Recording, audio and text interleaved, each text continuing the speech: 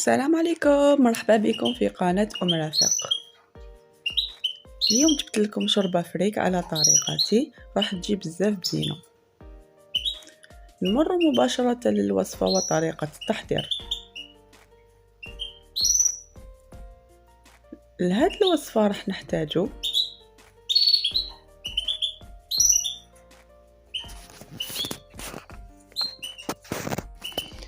نجيبو القدرة ديالنا،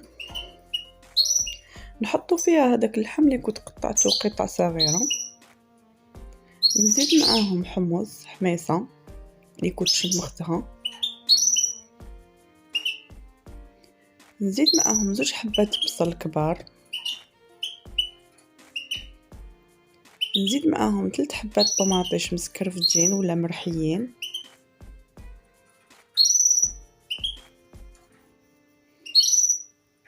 ديروا كلش بهاد الطريقة.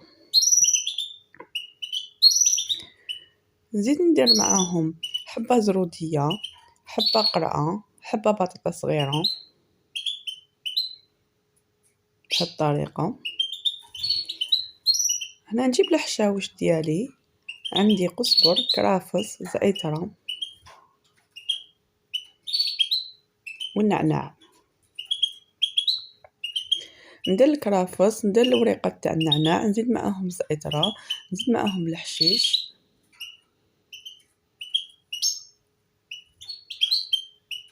بهاد الطريقة.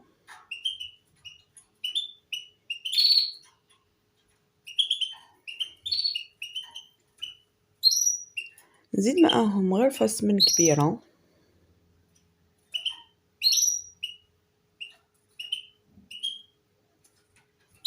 نزيد معاهم حوالي 4 مغارف زيت،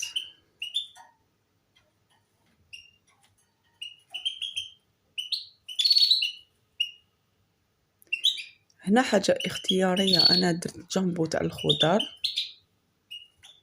ماشي ضروري، بصح راح يعطينا بنه الوسمو ديالنا. درت نجمة الارض،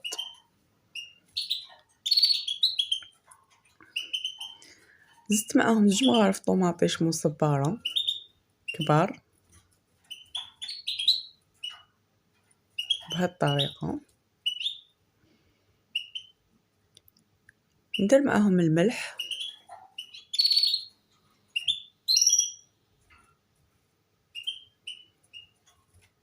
التوابل، انا التوابل نستعمل راس الحانوت، ليسيبيس تاع الشوربه، ملح، فلفل كحل،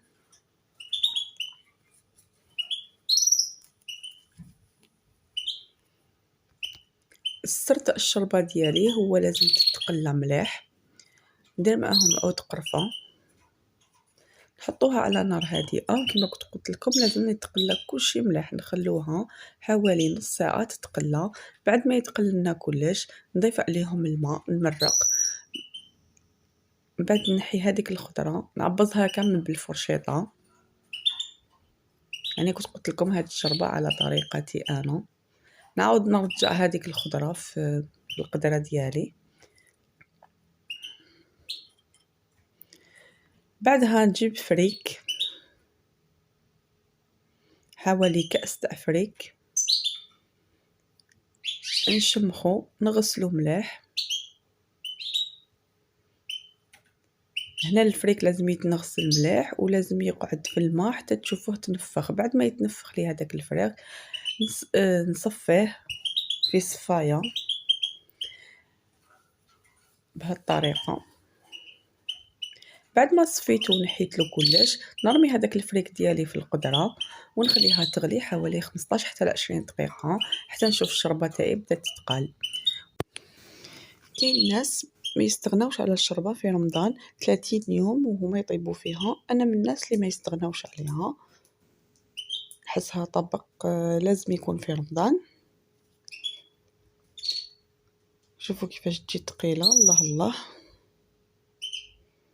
هذا هو الشكل تاع الوصفه تاعي تاع نهار اليوم. ولا عجبتكم الوصفه ما تنساوش ديروا لي جيم، رايكم في لي كومونتير، واللي ماهوش داير لي ابوني دير لي ابوني فضلا وليس امرا. ولا عجبكم الوصفات اللي راني ندير فيها ما تنساوش تعطوني رايكم في لي كومونتير. السلام عليكم، على بروشين.